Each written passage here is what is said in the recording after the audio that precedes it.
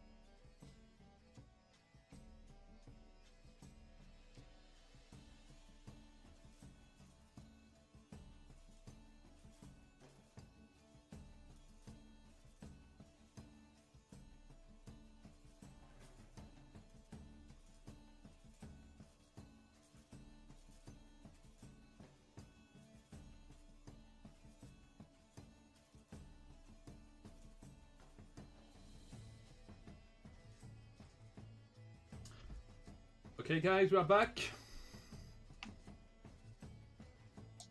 We are ready for these finals of the Gwent, so the first Gwent European Championship. So in this Gwent finals, we will have Panzerball against Electroco. We can push back to some deck lists. So for your information, Garnicora has been banned by Electroco, and Karen Crate has been banned by Panzerball. Okay. Interesting. We should point out that Pajabal has said that final is Monka S. I don't know what that means, but we will find out soon. If I remember correctly, Ultraco was running artifact removal and everything, right? And he's running artifact removal, and he's just playing like value-ish decks with no real super targeting strategy, from what I can tell. I may be wrong. I may be misreading this. It doesn't look like he's not targeting monsters, so that's why that got banned. And Patch wasn't taking Meave, which is the other easy one to target, right? So I think it's just going to be pretty much like point spam versus point spam by the looks of things. But yeah, should be an interesting final. Yeah. So, we are ready. Let's go start with the first game on this grand final.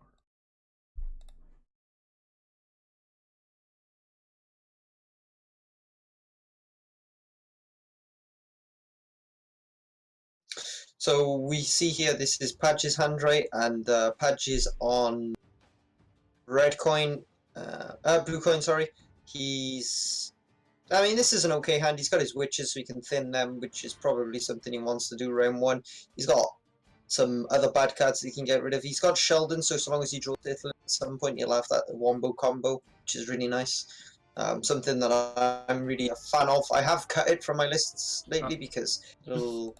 A second, I forgot to add. Okay. The hand. Add the other hand. Sorry. Not a problem. But yeah, I think this is okay for Patch. I think he's reasonably happy with this. And El Troco, of course, he's picked up his witches as well.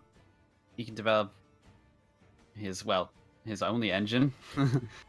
And the lock, probably not so valuable against Brewer. But Warren, yeah. Yeah. Yeah, yeah, I think that's a perfectly fine No, shackle. I mean right, Mervin's lock. Yeah. That's not good. That's not particularly good against ST.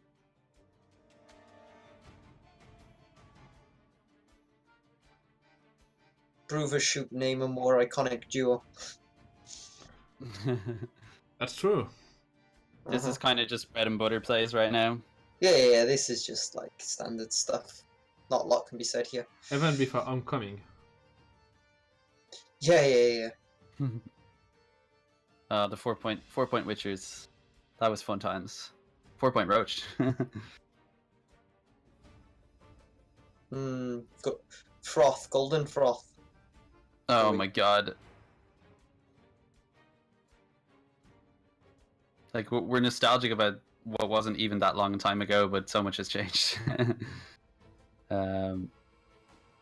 Strays the Spala 4 provision card was ST and Ragnarok. Shut up, Saber. Alright.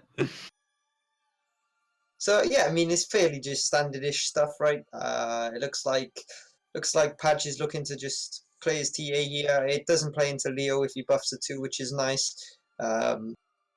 And he might decide he wants to pass here if Trucko plays kind of low tempo, because then it'll cost him a high tempo card to do it in one. But the problem is, right, even if he passes here, Trucko can do it in two, so it's no huge major deal.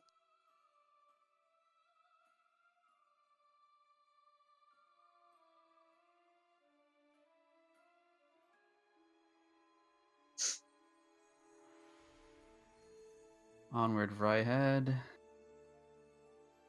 Yeah, and I think, I mean, again, now the pass is looking a little more tempting if El Truco plays another low value card here, because it will force El Truco to play a high value card to take the round, because he'll have to do it in one. Yeah, I mean, if he plays... So basically, El Truco needs to do 11 points here in 2. So he just did 4, so he needs to do 7 points here if 7. Patch passes, which he can do. He's got cards that can do it. He can do it with Sarah the Unicorn. but he will have to break up those combos. So it wouldn't have been a terrible pass there, but Patch has just decided, well, I don't mind throwing away Panther. Panther is a very strong card, 6 points that can also remove an engine. But I mean, it doesn't remove an engine if El Truco decides to use a leader charge, right? So for sure. Gwent, the dump bad cards in round 1 game. Honestly, I think that's the biggest issue with Gwent right now, is the fact that there's a lot of cards you just want to dump. That's a different story. Yeah. Yeah, that's kind of the discussion of the 4 provisions thing in general, and how some people have argued there shouldn't even be 4 provision cards. Padge is very happy to see Ithlin here, because he can just play 5 points here. That's true. I obviously didn't like it. But it's okay. Apologies for that, guys. So all you missed was El Truco playing Traherne on the dry pass and not getting anything good. He just sniped an Agitator, which didn't really do anything. Padge dodged a bullet, right? Because El Truco could have hit shoot, but he didn't manage to get it, so it's a little lucky. And we're just into round 3 now. And Padge is drawn pretty well again. Pretty well. So it's probably the best option here for sure. Play. Yeah, it's so nice. Proactive. Yeah. It's the combo between that and Sheldon is 19 points, which is quite kind of nice. It's 19 over 2 cards in round 3. It's pretty good. Also guaranteed value on the skirmisher now because of the knight that was committed early to melee. So it's just a little thing, but it's something. He's probably looking for a hand buff here, I imagine, or 9. He low rolls. He hits the 10% option, but I say he high rolled with his weather. He didn't low roll on his weather, right? He got value on the weather, so he only loses 1 point on the damage. In fact, actually, it was the damage. I mean, the damage was only going to be 8 anyway, so I guess the damage and the weather were exactly the same because it's 8 either way because it was only 8 points on the board. So I guess he kind of didn't actually get didn't low roll, but hand buff would have been amazing for him. There, he's a bit disappointed not to get a hand buff. Yeah, also, I mean, his skin is going to be a bit more awkward. Yeah, I'm thinking about things like I'm thinking about skirmisher, and I'm thinking about the brigade in his hand, which he would obviously like to use his charges on for maximum value. And now, you know, if he uses a brewer charge to move something to melee to get so that he gets max value on frost, then he's going to have 1 less charge to use on the brigade. So it's just a little thing to think about. He'll get max value on he gets max value on frost anyway. Like if he does, as long as he doesn't shoot that thing, because he gets 8 points, right? He'll get 8 points. The one thing he will need to do is he'll need to make sure he kills that before he goes to 2. Because if he waits until it goes to 2, if he doesn't kill it when it goes to 2, then Padge can just El Truco can just slave infantry it for free, so he gets a 10-point slave infantry because it would be a dead unit otherwise, or actually an 8-point slave infantry, right? Because it goes to First new meta, yeah.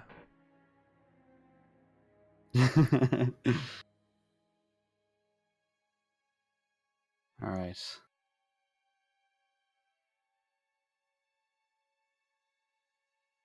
So sequencing will kind of be important here because all these cards are rather sensitive to, you know, like obviously the brigade gets value on movement.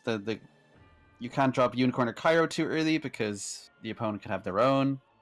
I forgot El Truco was running Horn. This is a bad matchup for Truco because obviously Brewer's got movement for days, so it's not a great matchup for El Truco.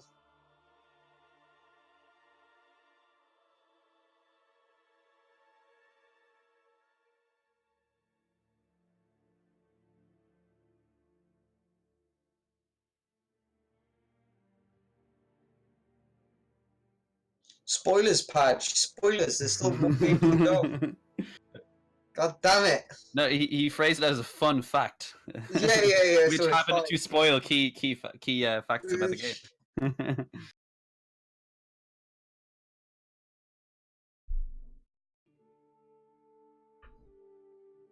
Yeah, this is going to be very awkward for Ultraco because obviously Bruver's just going to move shit about in a second. He's going to start touching his shit. He's not going to be best pleased. He's using one of his charges to protect the unicorn correctly, of course, but I mean, it could. Yeah, I'm just thinking, like, does he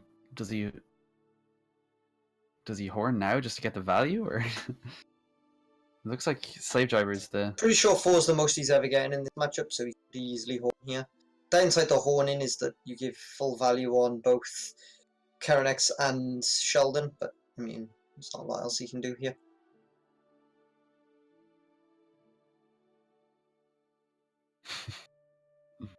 Chad having fun with the fun facts.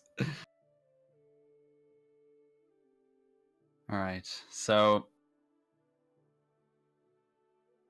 I mean, sequencing-wise, this game seems to kind of only a couple ways it can go. Mm-hmm. I mean, Padge is just thinking kill things, and El Troco's thinking keep things alive. So, while also trying to get decent value on his slave infantry. Mm-hmm. Buffing to 3 is interesting. So I imagined I'm going to see Karenex come down here. Yeah. You can the Capri gain to just. All right, so the match, but yeah, it's you don't deny the hand. So what are the one targets does for Blue Dream? Oh, you do it with your. Okay. And I understand why he expected he wanted to try to with his brigade to hit the unicorn. Yeah. Mm-hmm. Yeah. So this looks like it's going to be a 12-point commander's horn. Yep. Gonna go for the roach.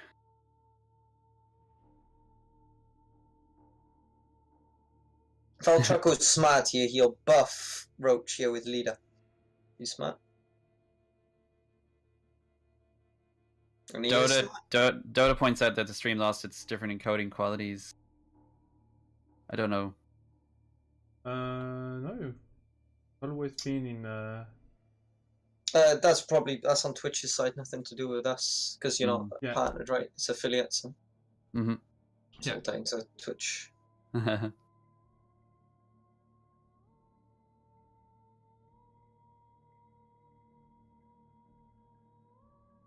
Right, so 17 points from El Troco. Loses to 12. Well, what's in I still Unicorn. He just killed Unicorn. Yeah. So Unicorn's 12. Would be enough. Nice. I'm not 100% sure if Padge maximised the amount of points he could have got there. I think maybe denying 1 or 2 on Horn might have been better, rather than killing the Unicorn. Sure. But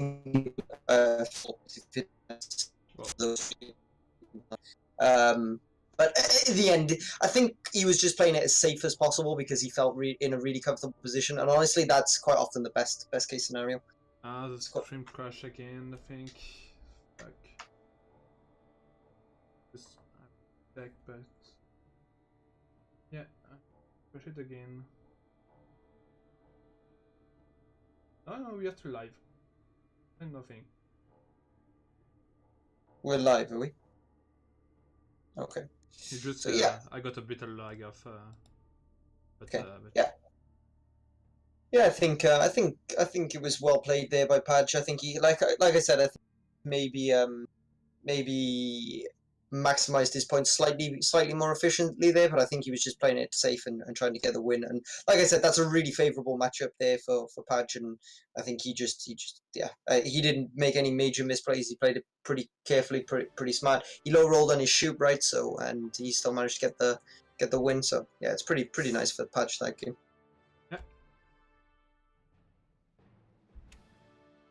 Yeah, I mean, if low rolling on shoot means you're still getting 12 points of value, it's still not awful.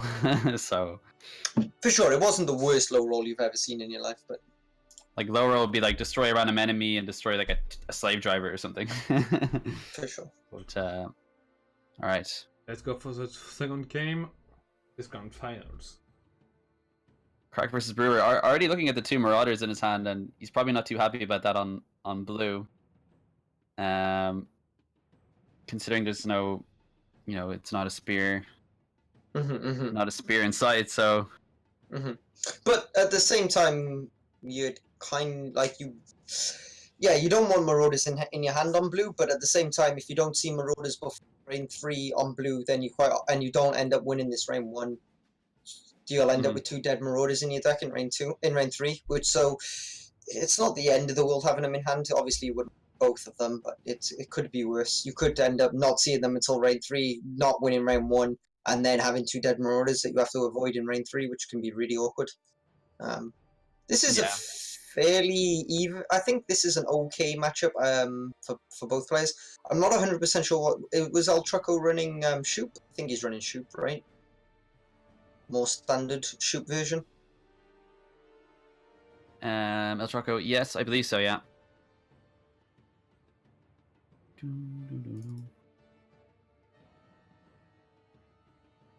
It is indeed Shoop. Yep. So we got Shoop, Ithlan, Synthesis, Unicorn, Chironix, Milane. Nothing too surprising up on the high-end provisions. And then the 7 4-provision cards at the bottom. So he just takes the YOLO Marauder because he has 2 in hand. I think what Padge has decided is that he's just going to get out of this round fairly sharpish. I don't know. Yeah, his hand doesn't look great, so I assume he'll probably get out of it. But we'll see. That's nice for El Trucco because he gets good value on that healer. Rare value, I would say.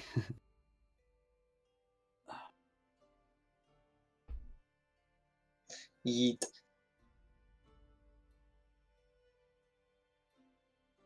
As long as Witchers exist, Lacerate will always be worth 6 points. Lacerate's a fantastic card with Brewer. Lacerate, Crush, and Trap, the put 2 of them. They just add. So basically, every Brewer charges with. If you've got that card. So it makes your leader worth 12 essentially, which is really strong. Padge still has a few cards he can play this round. No, I say a few. He's got. He's got a nice cushion, but obviously he knows that El Trucco probably still has Witchers, so he can't kind of tease that kind of 9-point line. Wonder if he yeets again. Probably not.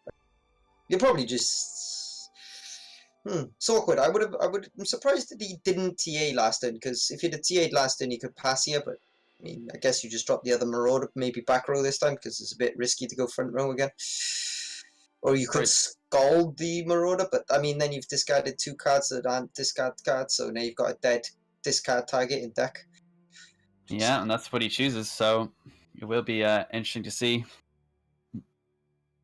Like 6 draws, 4 mulligans. He's essentially going to see one of those cards, so he needs to see another means to discard it. It's funny how Padge is in chat saying you always yeet, and then he didn't yeet. I mean, he's a goddamn liar. Don't trust this Padgeable. He's not a man of his word.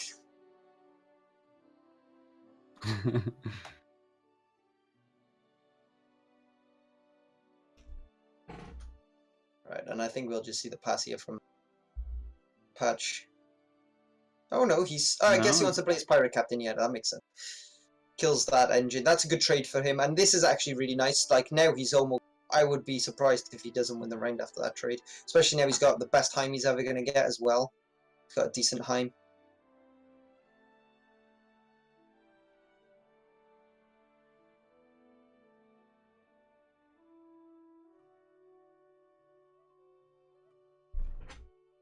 He's pondering the last rate.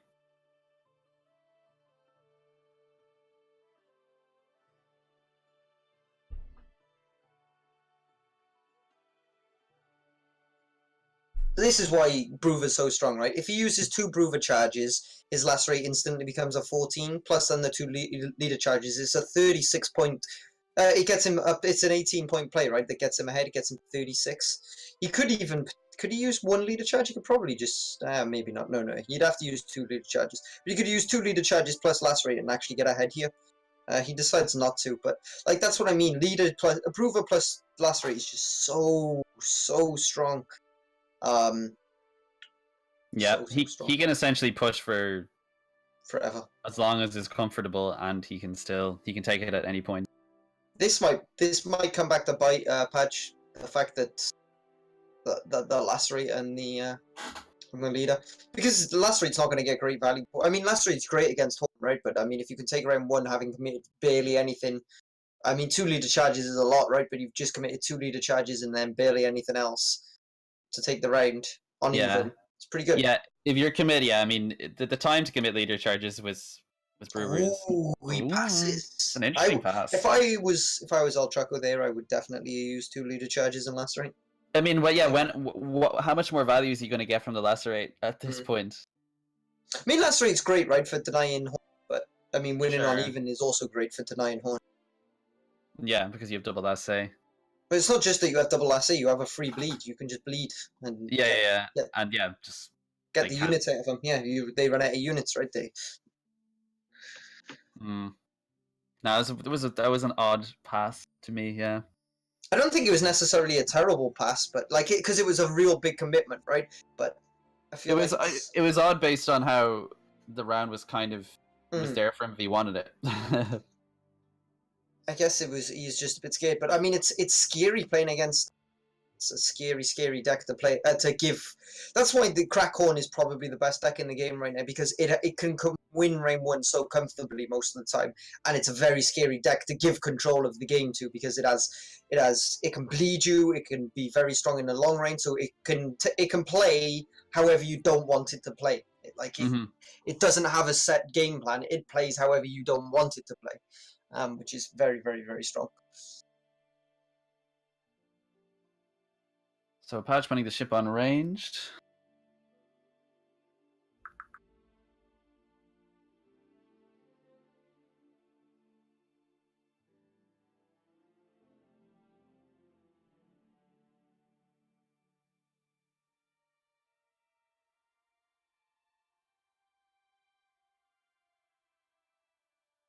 I mean, he probably figured Skaggs was going to snipe it. Mm-hmm.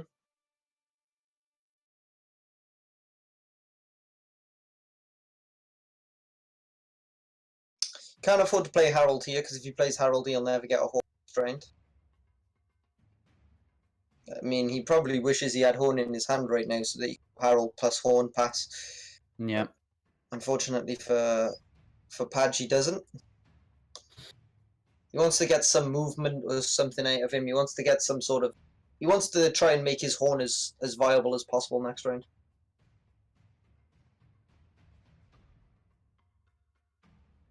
He also wants to get a good, decent blue meme target. He takes pass here. This will force out something decent from Patch, from Ultraco, because he is down 8. So.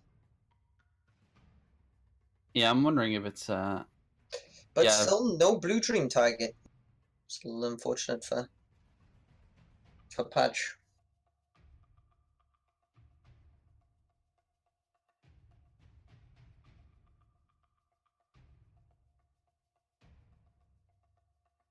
Yeah. But maybe it would be a good idea to mulligan this blue dream.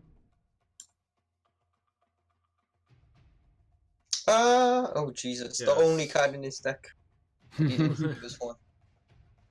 It's mocking him. Luckily, it's Skelliger, right? And so long as if you do all your thinning before round 3, you see every single card, so you always guarantee to draw one. So long as you As long as you use all your thinning cards, you before round 3, you always see all your cards. That's why it's another reason why it's so strong, right? Because you see all your cards. Really good.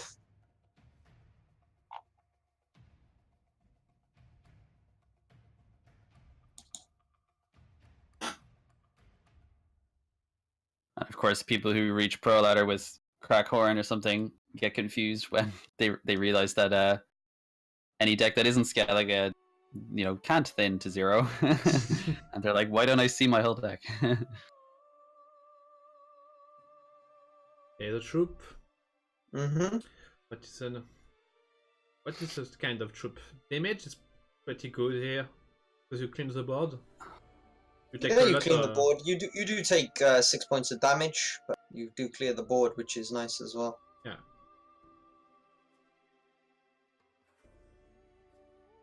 In terms of points denied, there, I'm trying to calculate it. It's It's pretty, obviously denying 1 point each on any card that falls under horn. Yeah. Because he's, but I think this is a win for Ultraco. I don't see any way that Patch can win from here. He plays Savage Bear and it just gets panthered. Yeah, it will be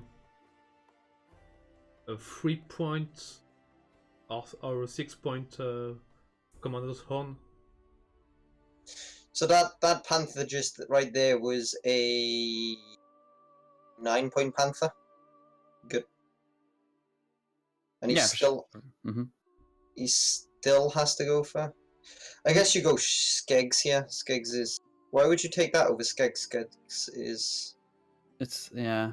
Skeggs is 6. And why didn't he? He didn't need to use his there. I mean, I'm wondering why he didn't play Blue Dream before the Savage Bear to wait for a unit to drop. Because he didn't really have any options, but yeah, he should have potentially used Blue Dream the turn before, but he was hoping that this wouldn't have happened. He was hoping that there would be something on the board for him to interact with. Yeah. And yeah, this is just a easy escape and enter. Move on.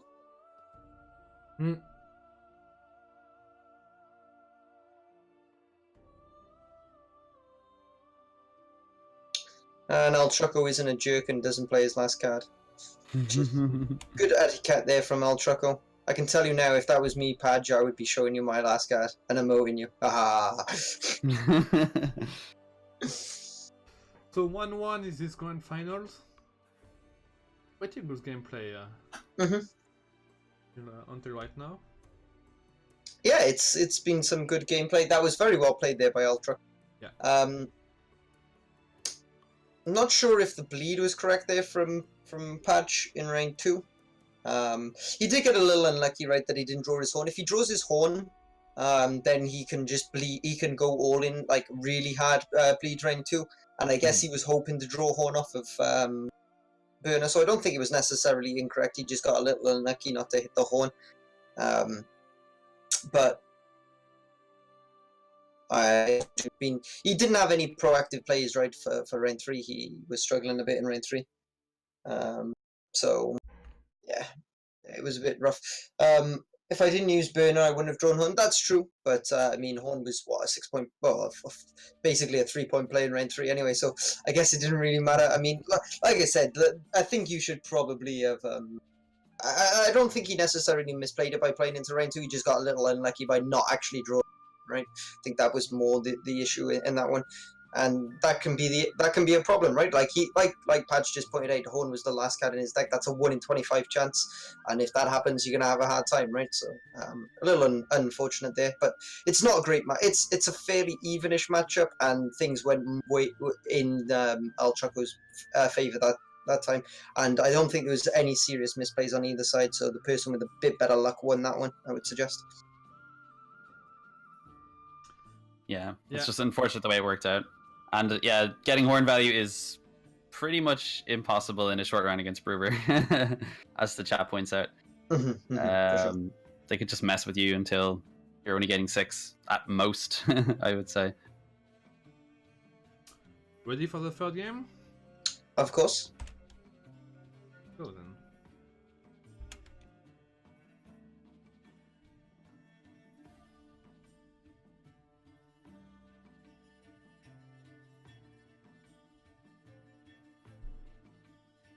Ah, the fabled double Witcher and Roach hand. Luckily, he's on blue coin. The one time you want to be on blue coin, right, is when you have all your Witches and Roach in hand, because you need that extra mulligan to not be bricked. Mm-hmm.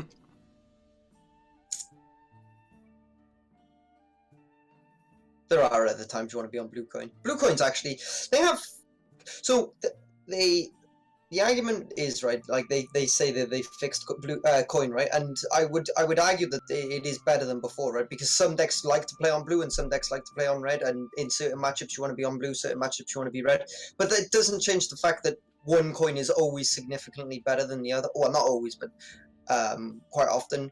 Like, coin is still very impactful, it's just sometimes it's impactful one way, sometimes it's impactful the other.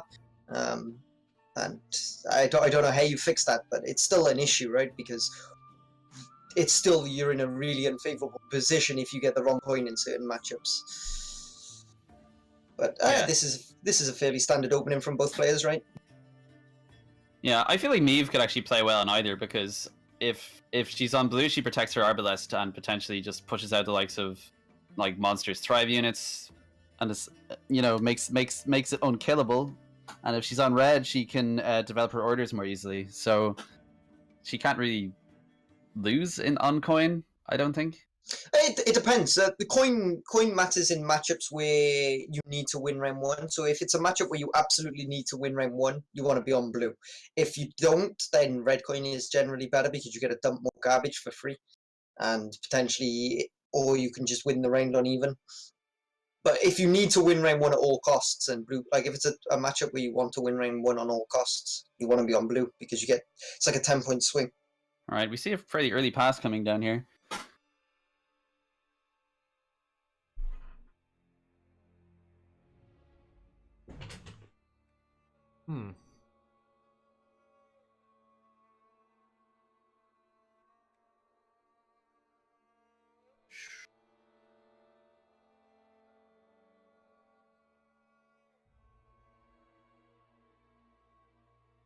So we're just waiting to see the Meve hand. PFA. Botching on the far left, yeah. The botching is hiding. He's always hiding.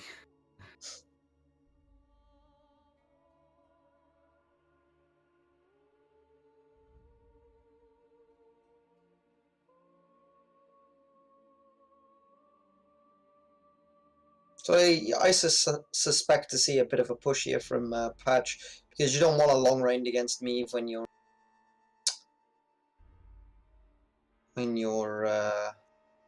Morven. They're not amazingly good in long range. They don't have really any long range value.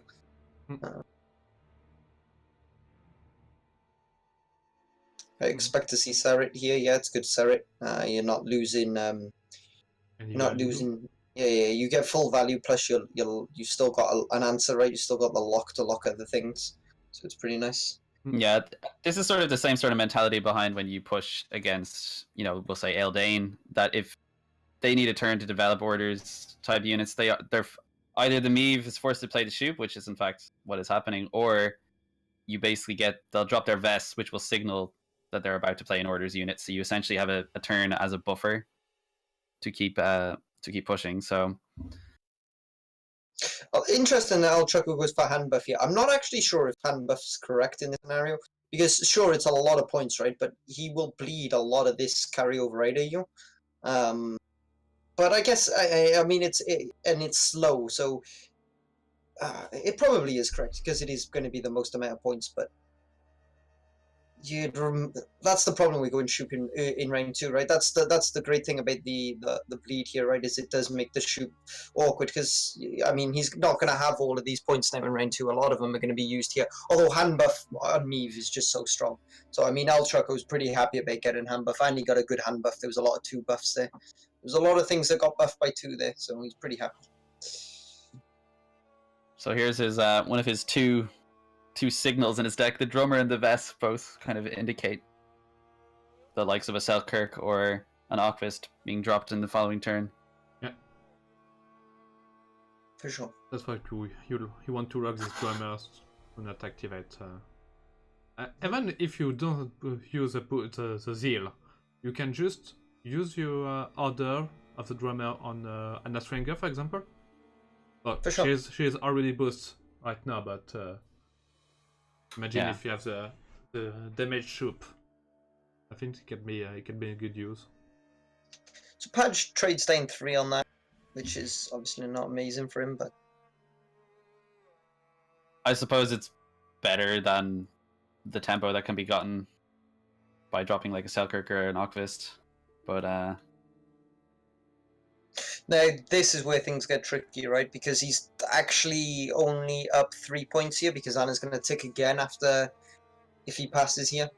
So he needs to be careful with what he does. He decides to knock Anna down, so he's up at 11. But the problem is, right, is that Pony here just gets Ultraco ahead.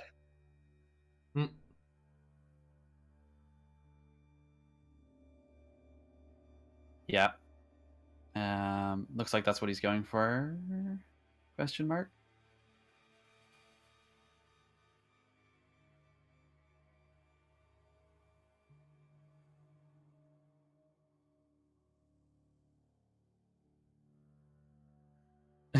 Yeah, that is the best play here. Ultraco maybe. Vest is pretty good, but I think botchling the Barking is better. So yeah, he goes for the botch thing. He's already 8 points. I mean, I feel like it'd be a bit of a waste for the Okvist not to come down in this round because he's never going to see more value than this. Yeah.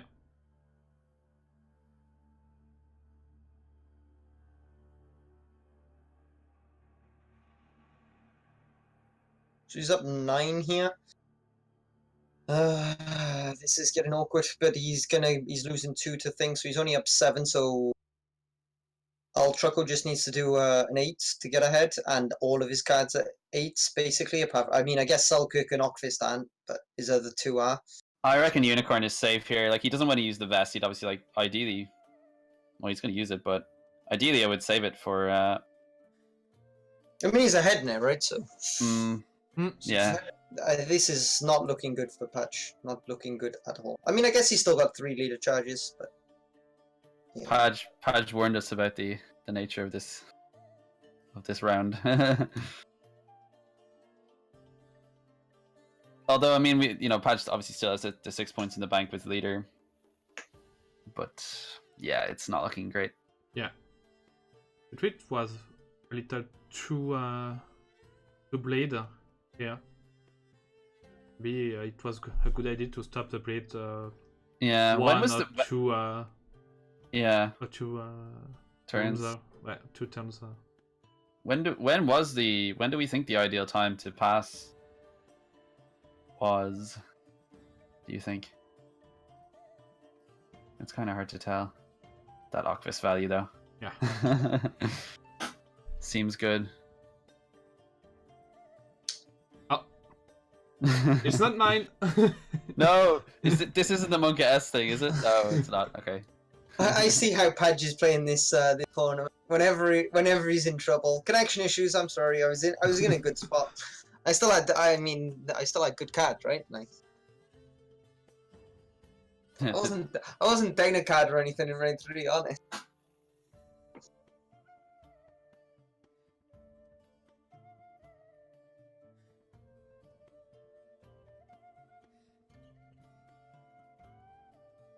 I mean, he drew pretty well. Unicorn Cairo seems And seems RNG, man. he did know that Ultraco was drawing. Perfect draw. 3 bronzes, was bronzes. Perfect. Yeah. God top decks, yeah. Yeah. That's actually true. I hadn't considered about the Traherne thing because he knew. He knew he was going to be drawing into 3 bad cards. However, he didn't know that the next 2 cards were also bad.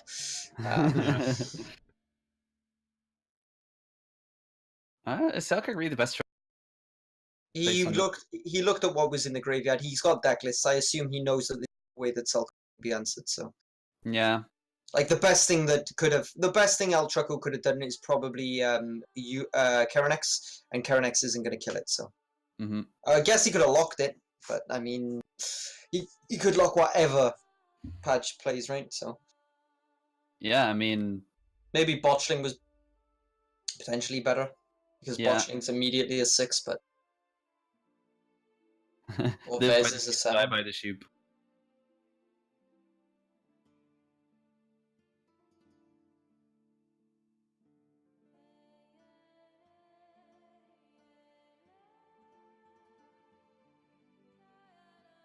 Yeah, this is easy win for Padge. Yeah.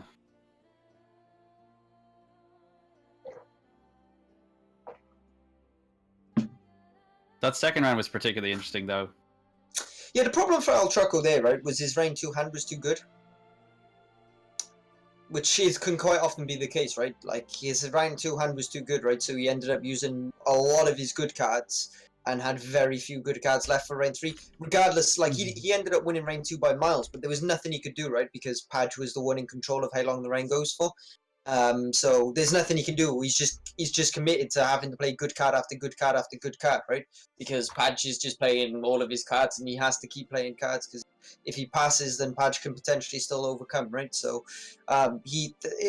there is an element that El Trucko's round 2 hand was too good, right? If he'd have had 1 or 2 more bad cards, he would have been able to dump those at the end instead of dumping his Selkirk and his Ockfist or his Anna or whatever, right? He could have dumped some of those bad cards and still won the round because he ended up winning the round by a long way. But yeah, he did also get unlucky. He still had a Karenex, I believe, in deck. There was still 1 or 2 other good cards left in deck for El Trucko. But I mean, Padge played it like, I mean, Padge, that was his only that was his win con, right? Was to bleed the round 2 as deep as he could and hope that El Trucko's hand was good and ended up getting rid of all his good cards, right? And it was well played, and I think he can be pretty proud of that one. That was well read, especially after the Trahern, right? The Trahern also, if you don't see any good cards off it, it means you're expecting your opponent to have a really good hand, right? So once he made the decision that he was happy to lose his card, once he had made the decision he was happy to lose his card, and he probably made that decision before he actually lost his card, because there was plenty of times that taken the card off him. Like, there was, I think, 2 more turns before El Trucko finally did take the card off him, where he could have taken the card off him if he wanted to. And I think Padge probably knew that, and he just accepted the fact that he was going to lose the card and made his game plan up. I'm just going to make him commit lots and lots of good cards here, go down a card, and hope that I win in round 3 with some decent top decks. And that's how it played out. So I think it was well played by both players. I mean, like, I don't think El Trucko did anything in particularly wrong. He just got a little unfortunate, right? That's just how it goes sometimes. Yeah, the Trahern thing was, like, the fact that it opened the round, he knew exactly what was going to happen. So it essentially it dictated the context of the round, the mood of the round, the whole tone of the round. Kind of, it's like, he's like, right, I'm just going to go all in here, and even if I go a card down, it is probable that he's going to draw into bad cards. And yeah, he didn't know he was going to top deck Unicorn Cairo Blue Dream, but but even so, like, it's that's one of the reasons, as you pointed out, that Trahern is probably not healthy for the game. Trahern's a stupid card. It's just a stupid card. I mean, the fact that provisions aren't the issue, right? The ability is the issue. Like, sure, you can make it completely uncompetitive if you made it a 10 provision card, right? Nobody would run it, but it'd still be a stupid ability. There's plenty. I mean, I say there's plenty of cards like that. There's 1 or 2 other cards that have the same problem, right? Their abilities are just stupid, and so that. Unfortunately, Trahern's ability is absolutely game-winning, and it's not super expensive, so it does see play. At 6 provisions, it was just an absolute monster, right? At 7 provisions, it's still pretty viable because Nilfgaard's pretty bad, right? So you want another win con if you can, and Trahern's one of them. Yeah. So, we can start to go to the 4th game, or the 5th game. I don't remember. Well, let's go.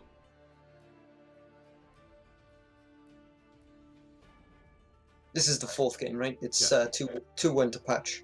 Yes.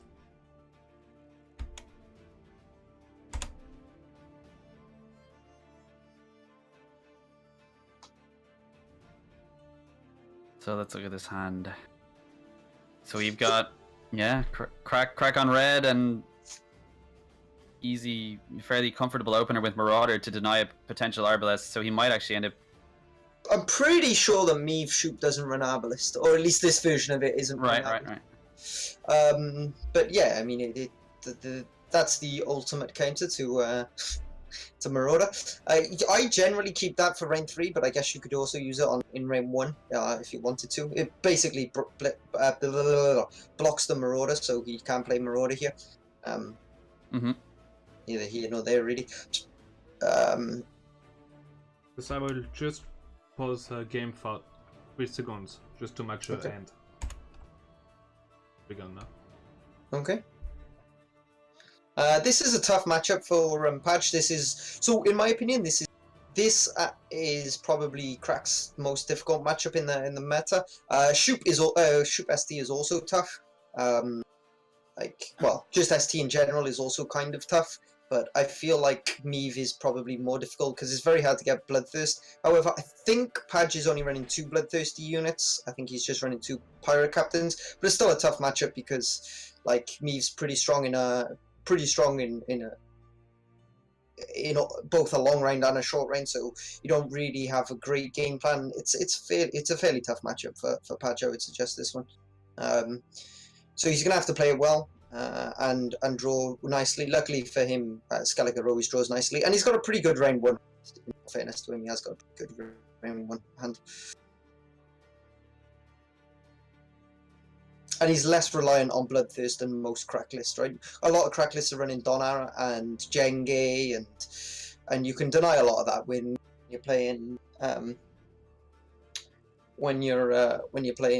Meave. But obviously, Padge's list is only running 2 Bloodthirst units, so it's a little more difficult, I guess. Yeah, and the only other damage dependent unit is Haim, and he can get value from that on the turn he pings with crack. Exactly.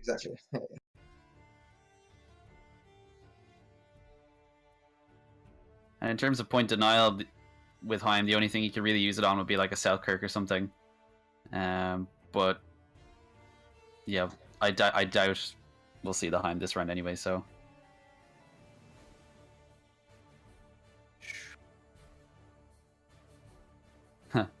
Those Marauders.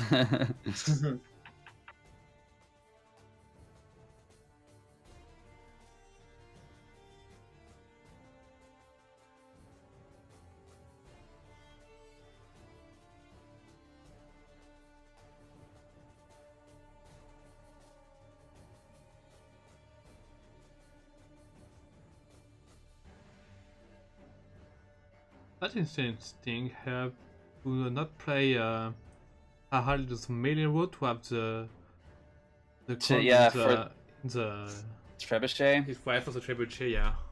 Yeah, I find that strange as well. Considering he's just going to get sniped by the Trebuchet now, and probably won't have all 3 turns to ping. He can ping him. He can ping it himself with his leader. Yeah, but it's bad. I feel like that's bad. If you have to do that, it's just, I don't like it. He said the same. He misplayed here. Yeah. The Herald didn't make sense. I mean, he still made it out, so it's okay. But yeah. The double Marauder, that's like, it's never fun. They both kicks both of them. Get the fuck out of here.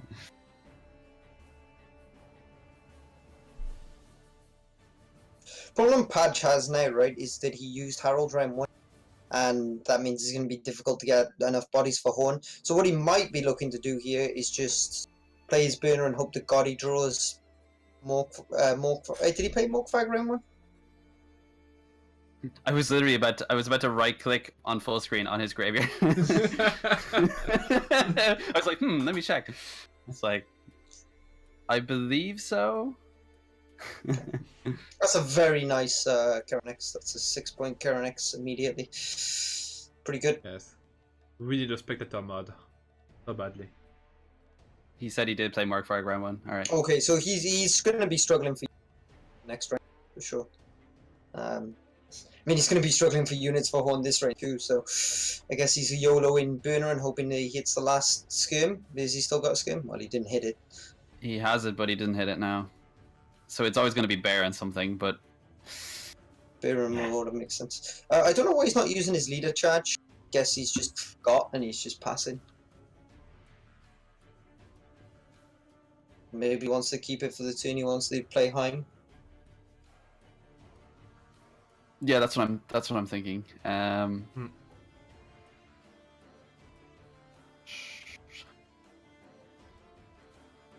not gonna lie to you guys, it's not looking great for Patch here, this one. His horn is definitely feeling a little mess at this point. I mean, you've got Cairo, you've got Selkirk, you've got Shoop, all basically gunning for units. So it's either... I feel like it's either this... he should use it now or just not at all.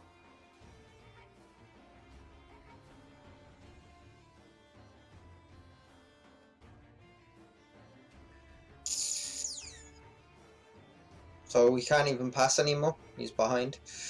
Yeah, this is looking rough for Patch. Feels bad, yeah. I mean, I guess he stops the nothing for a turn. Yeah. He does have Horn now. He does have Horn, which is good. I mean, he did get full value on Horn, so... And he gets Shoop 8 here. Shoop's going to trade down on Horn. He might be okay. He might still be I mean, okay. if he goes for the 9 ping and kills the 2/2s. Yeah, and you have it. Oh, that is sad. I mean, he's probably not best pleased about that. I'm not going to lie to you guys. That probably doesn't make Patch particularly happy. But, I mean, it could be worse because he's still... he kills the Anna, which is nice. Mm-hmm. He gets the turn on the botchling, and he still gets the Horn. Granted, if Trucko misses on the 9 damage there, Patch is in a pretty decent spot, but... I mean, he's just all in now, right? He's all in and seeing what this guy can do.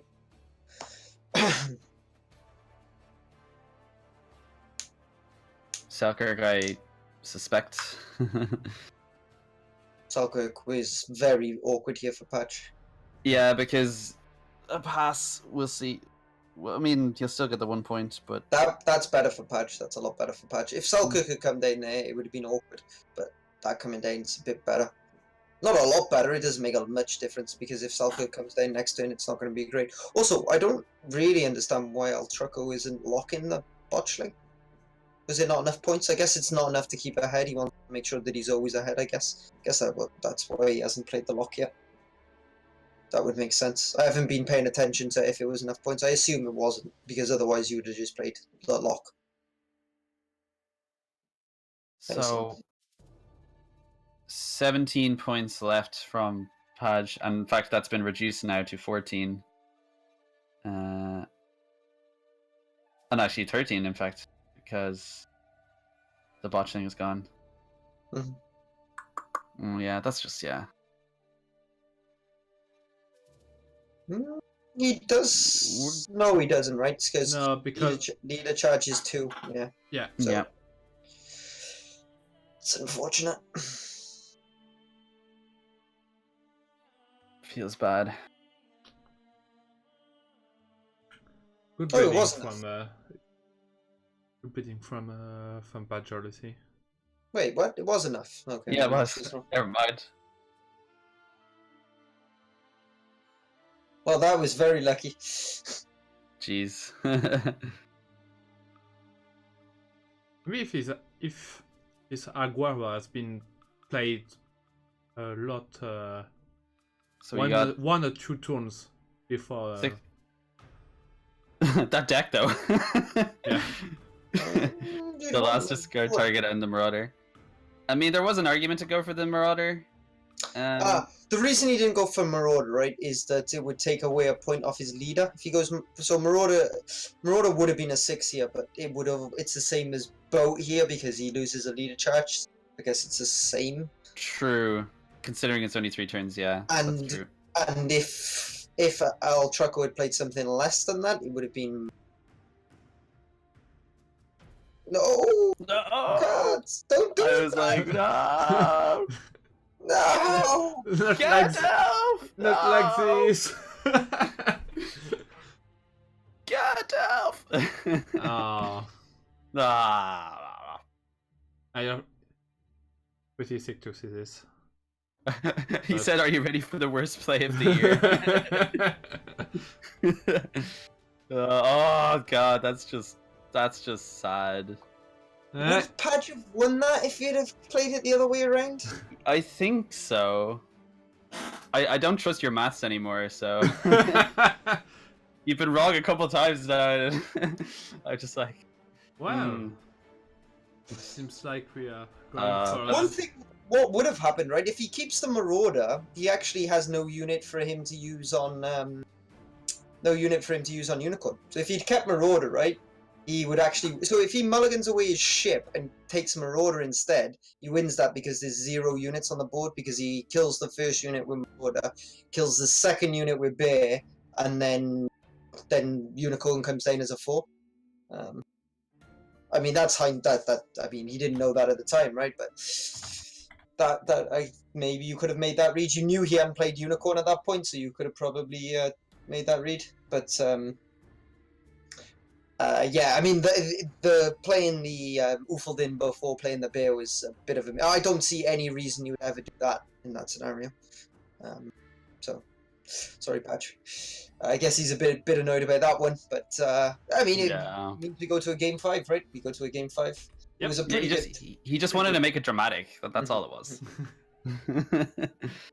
Oh, are you ready for the last game of this night?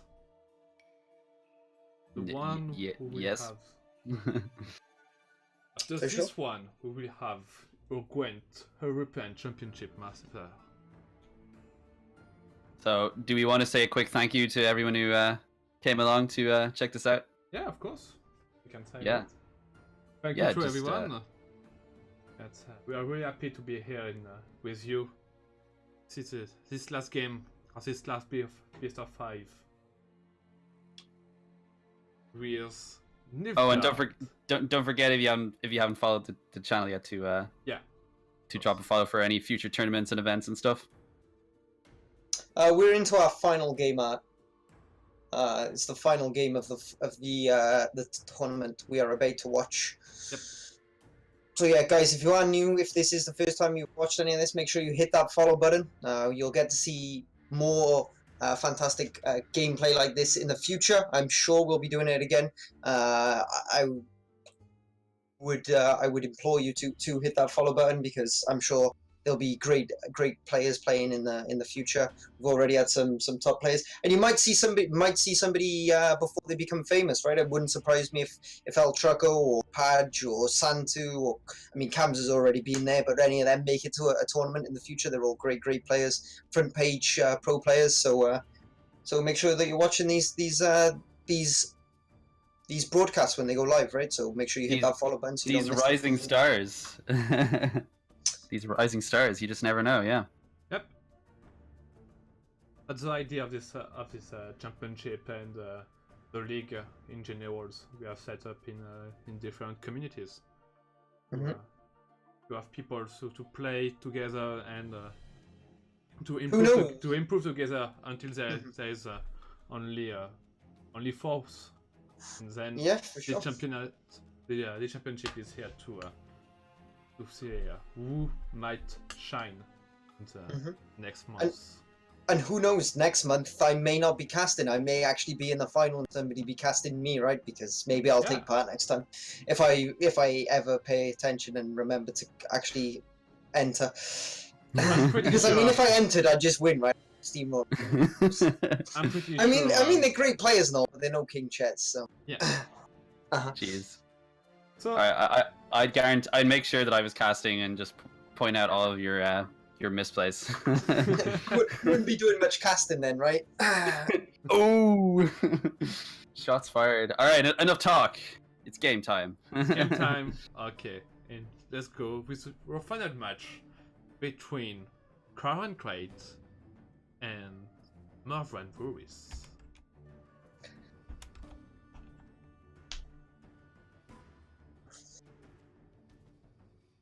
A Hype horny, intensifies. horny mirror.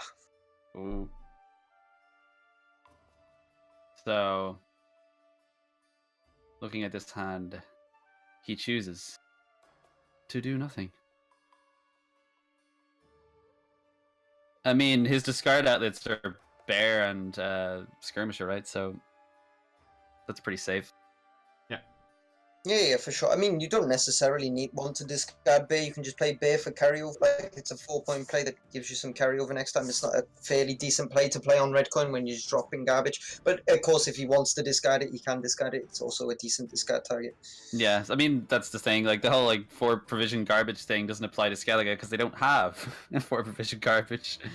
Everything works in a specific situation. So Well, I mean, they do have Marauder 4 time. provision garbage. They just discard it, right? Like, instead of having to play it, they discard it. yeah, but that's what you do with garbage, right? So Yeah. So obviously he's waiting on the ping in case he drops an engine, which he does. But this is an easy Savage Bear, right? Yeah.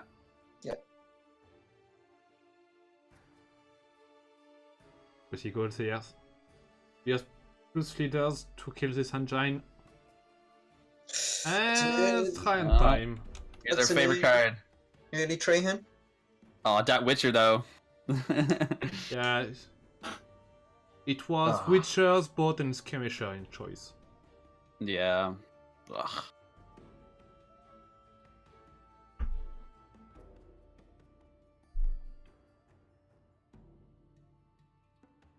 Yeah, it's not that big a deal really, but And it's still something like you play your Witchers, there's only two.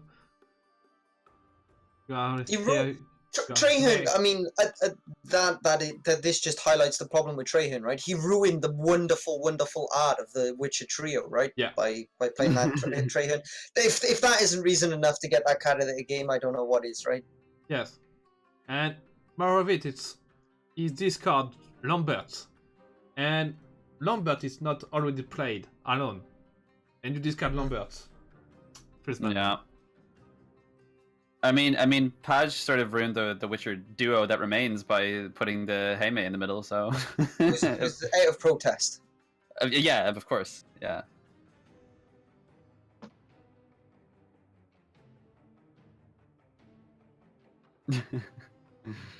He's separating the Witchers as far as they'll go.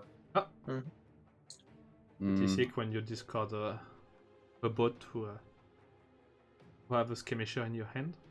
I think that's very bad. I don't think Pad should be getting rid of his boats. I think boats would have been really useful in this matchup to deny Horn. Like if he could have kept 2 boats for round 3, that's 2 points a turn that he can just smash. I guess the downside to that is that Wolfran has a lot of locks, so maybe this isn't necessarily the best matchup for it. But like if I'm playing a mirror matchup, for example, against Crack, I want to keep my boats for round 3. Right, it helps to destroy units. Now, I guess Morvan, maybe it's a bit different because obviously they've got a lot of locks. So maybe it is correct to play them there. I was just thinking in general, but maybe. Bypass here. Electroco prefers to play his last engine. Well, it will be a dead card in the last one because there's too many ways in Nivgard to in Skellige to destroy it. So Heim's a little risky here. Do you keep Heim or do you kick it? He decides to keep it. I would have probably kicked it. Yeah, I mean, Maybe not because they're the. I don't know. Yeah, maybe I'd have probably kept it. To be honest, actually, I would have probably kept it as well. It is a little risky, but I would have probably kept it. It wasn't a lot better, right? You could have got Ufeldin. Ufeldin was probably better, safer, probably better. I don't know. Against Morvan, it's Yeah, to add some grammatical tension. Should be better now. F5. And it's good. Yes. Perfect. So, we didn't miss anything, did we? I don't think so. no.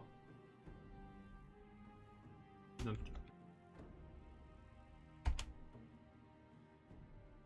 We should check if we are okay with this match So- with the end. Ultraco is trying to deny Bloodthirst here, as opposed to trying to play around Heim. So, Oh, we are 129 on the stream. Thank you very much. Thank you, everyone. Yep.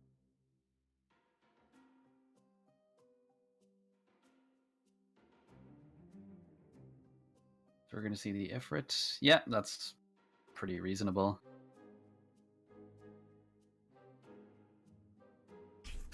Ooh, that's interesting. So he's making a read on the Heim.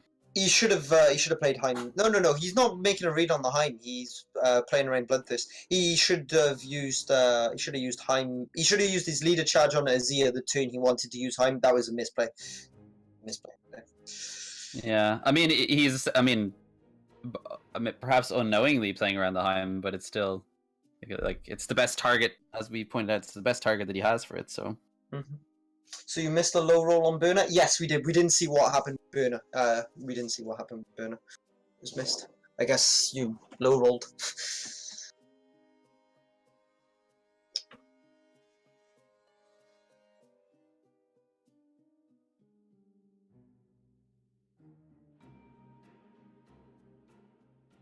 Didn't get Ufaldin or Pirate. Or Skirm. Got 2 Pirate Captains. Yeah, that's rough. Played around Slave Infantry. He's played both Slave Infantries. He played a Slave Infantry round 1 and he's played a Slave Infantry now, right? So, playing around Slave Infantry was not correct. I'm pretty sure that there was a Slave Infantry round. Like 90% sure. I might be wrong. Might be thinking of a different game.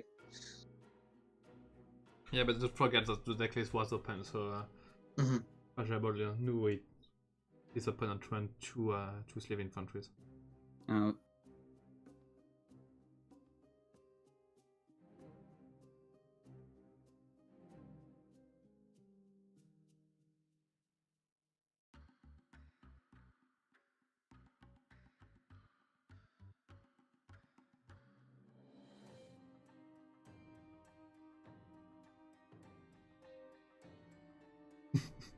We're just like watching. Because I'm looking at him pinging the Asir and something else because he wants to re-enable the Heim. Yeah. But then I'm also thinking, well, what can Horn deny in terms of Bloodthirst? So he's going to drop Horn now, probably with the Slave Infantry in the middle, I would think, or with the Witcher in the middle.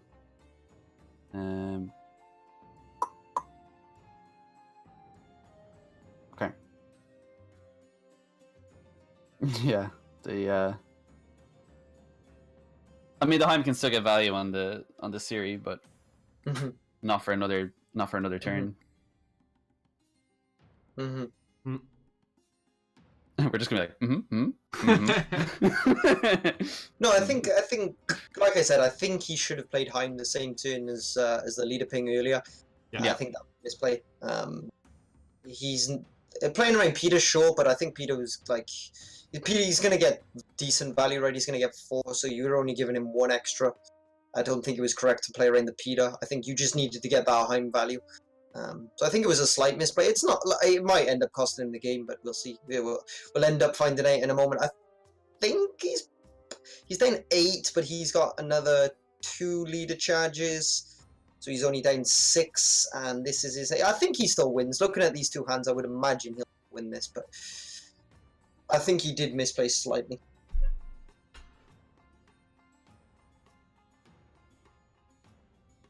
So, but obviously, Patch can't see Ultraco's hand, so he doesn't know that he's. I think he wins from here.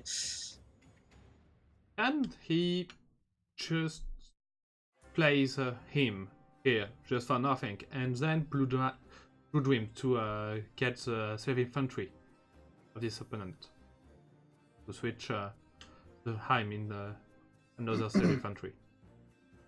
I mean, he could, but that would be bad. Why? Because that's 10 points over 2 cards. Yep. So that was I think that was a good play there because value. he kind of guarantees decent value on the Heim. He guarantees decent value on the Heim and gets himself a Pirate Captain. That was well. That's good. Yep.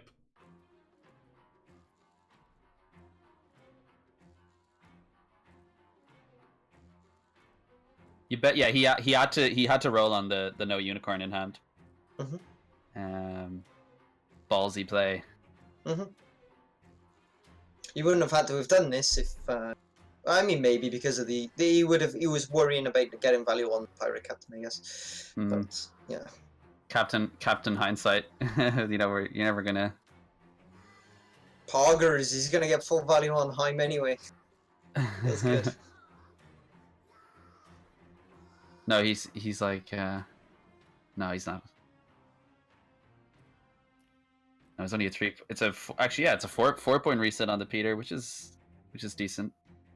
Although if he drops Heim now, that's more Peter value. So yeah, you always go Blue Dream here first. Yeah, for sure. Maybe not. Oh, he wants to kill. Yeah, makes sense. Yeah. I mean, it's still 4 anyway, so it doesn't actually matter. But... Pretty good value. Yeah. He knew he beats Peter, right? So yeah. He knows he beats Peter if his last card's Peter. Nicely done, old chap. He wins by 2. That was very close in the end. Very, very close. As higher than this little watch. 2 points win. PogChamp. And then we have it, guys. That is the final of. Is this the inaugural European Championship? I believe it's the first one, right? It's yes. the first. Yeah. It's the first one. The first European Championship. We have the first winners. GG Pajabot, you are the European Championship Masters. I mean, I would say like congratulations to everyone. It was really well played. There was a lot of great players in that tournament and stuff. And congratulations to Padge for winning it. I mean, that does detract from the tournament a little bit, right? If Padge can win it, then I mean that says something bad about the tournament, right? No, I'm only kidding. Good job, Padge. Padge. I mean, like if you look at Pro Ladder right now, right? You had Padge is number 4 on Pro Ladder. You had Santu, who isn't on here right now because he hasn't finished his placements, but you had Cams, who is again one of the top players, right? He's been to these tournaments, and the other one was Treco, right? Yeah, Treco, Cams, Pajabal, and Santux. And all of them are great players, right? They're all well-known top players, and it just shows that it's a very competitive environment, very competitive tournament. And if you guys are, I think it's open to everybody, right? You can play it regardless of, like, you don't need any credentials to enter, right? So if you want to play against the best players in the world, it's a really good place to test your skills, right? It's not like the open qualifiers where you have to finish top 50 or top 100 on Pro Ladder. You get to play against these players just by entering, right? So it's a great experience for you guys if you do want to take part. It's relatively free because in Pro Ladders, if you are playing against them in Pro Ladders, if you win, you are happy, but if you lose, you are losing points to the ranking, so you are pretty pretty sad. But in this championship, okay, you won the tournament, you won your matches, you won your tournament, you are happy because you had some prize. But if you lose, it's okay. It's not really a big deal. So yes, I'm pretty agree with you. I think it's a better way to test your skill, to improve it, and to play against the best players in the European era for now. Maybe one day we will have the North America or the South America, maybe.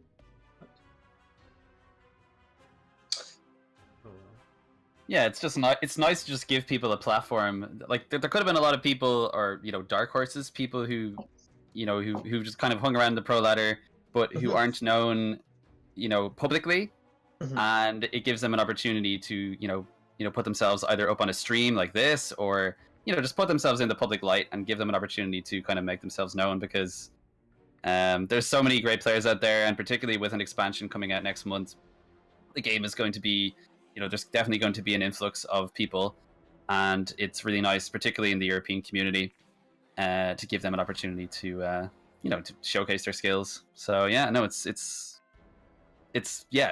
amazing. Like, the game has been through some difficult times in the last 6 months and has relaunched and everything, and obviously a rather large representation on the US side in terms of streamers and things like that, but the European community clearly showing that it's stronger than ever.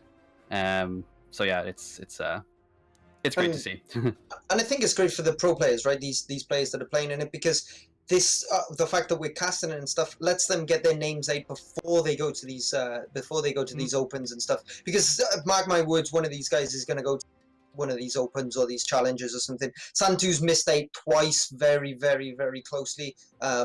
I know that Padge is doing really, really, really well this season.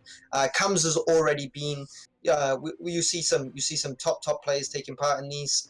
You see some top players not like this. There are other top pro players who don't necessarily take part in this because they haven't seen these broadcasts before. So if these broadcasts get more views and stuff, then it'll become more incentivized for others to join. I know for myself, I didn't partake in this one because I just didn't really realize. I just didn't really pay much attention to it, right? Like, I was unaware of the leagues to begin with, and then once they took, you had to qualify through the leagues, right? But now that I've seen this broadcast, well, I was casting, but now that I've seen this, right, I'm going to be incentivized to go forward and play in the next one, and I'm sure there'll be other top pro players. And I think this is great for the community as a whole. So I think it's a really good job that you guys are doing over at Gwent Project. So hats off to you guys for doing such a great job.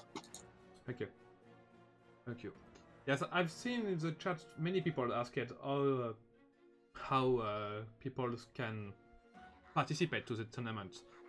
If you want to participate to this tournament, you can go to see your national communities and ask them if they already participate to the league and to the European Championship.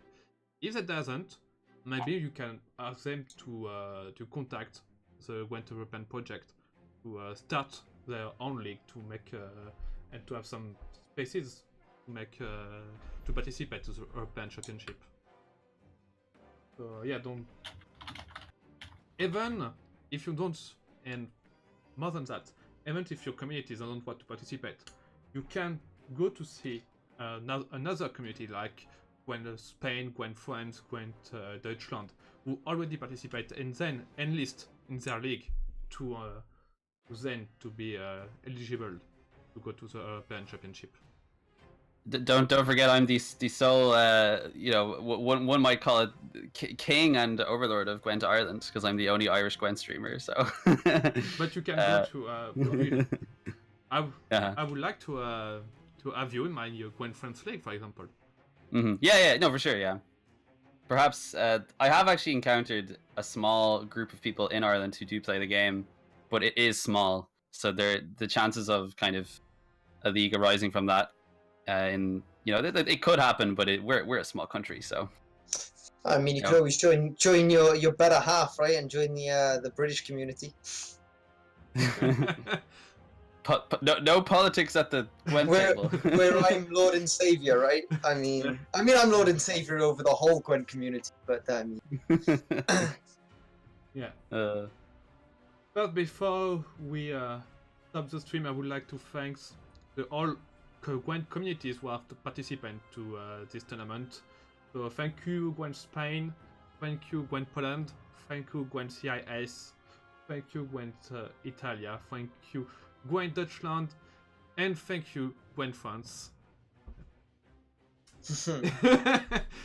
And thank you, of course, the Gwent European Project to make this dream come true. Yep. We love you guys. So guys, we will let you there. See you for next time on this game or more Gwent. It was Ozymandias